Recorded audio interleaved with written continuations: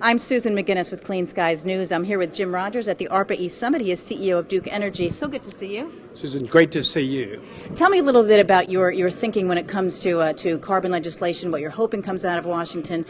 You're in favor of sort of a phased-in approach when it comes to limiting carbon. I think there's a couple of important things to consider here. Coming out of Copenhagen, it's clear that we need to reframe the issue, particularly in the United States and maybe around the world. And the reframing to me is simply this, is we look at where our economy is today. We're technically out of a recession. We're having a very anemic recovery. And I believe the focus should be on stimulating the economy, creating jobs, and improving our energy security, cleaning our air up, including reducing our carbon footprint. And I say that to you because I believe with a national debt of 14 trillion, national deficit of 1.3, we need to have a public-private partnership where we in the private sector bring the money and those in the public sector put the rules in place, and the sooner we can have the roadmap going forward, the better. For instance, our company is building 2 coal plants, 2 gas plants. We have 2 nuclear plants on the drawing board. We've invested $1 billion in wind with almost 1,000 megawatts. We're moving down that road to shut down almost 1,500 megawatts of coal plants. So we're making the transformation now, but we're doing it with a very low cost of money. We've raised $7 billion at very low rates. I say that to you because of this fact. We need to smooth out the cost impact on consumers.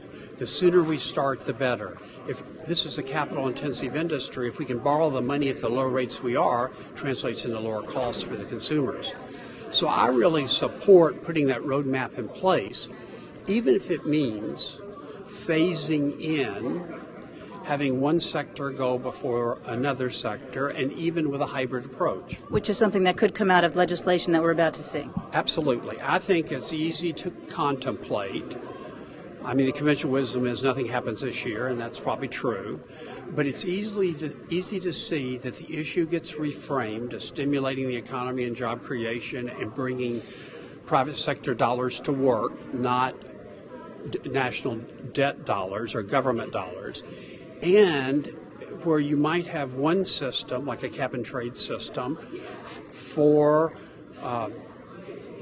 the utility sector, you might have a different one for the refining and oil sector, and yet a different one for industrial with different timelines. Right. So there would be a cap or some sort of cap and trade system for utilities first, manufacturers and others, industry would come later? That's right, in some order, and maybe even different systems. Maybe with the oil industry, it's more of a fee approach. Some would call that a carbon tax. That is possible. You're okay with that? As far as that sector is concerned. I actually think the cheapest thing for U.S. consumers in the power sector, and we represent 40% of the emissions, and we virtually touch every home and every business in this country. The cap and trade system, if structured appropriately, cap on emissions, and a trading system that's regulated in a way where there are no abuses, I think at the end of the day, that will be a system that will produce this transition to a low-carbon world in the lowest cost way possible. Well, we had Senator Kerry literally say cap and trade is dead. We had Senator Lieberman say nothing's off the table, we're willing to negotiate. Do you see a cap and trade system, at least for that one sector? I can easily see it for that one sector because that sector did cap and trade with SO2 to great success for U.S. consumers. They had the technology. And we know how to do it. We did it. It worked.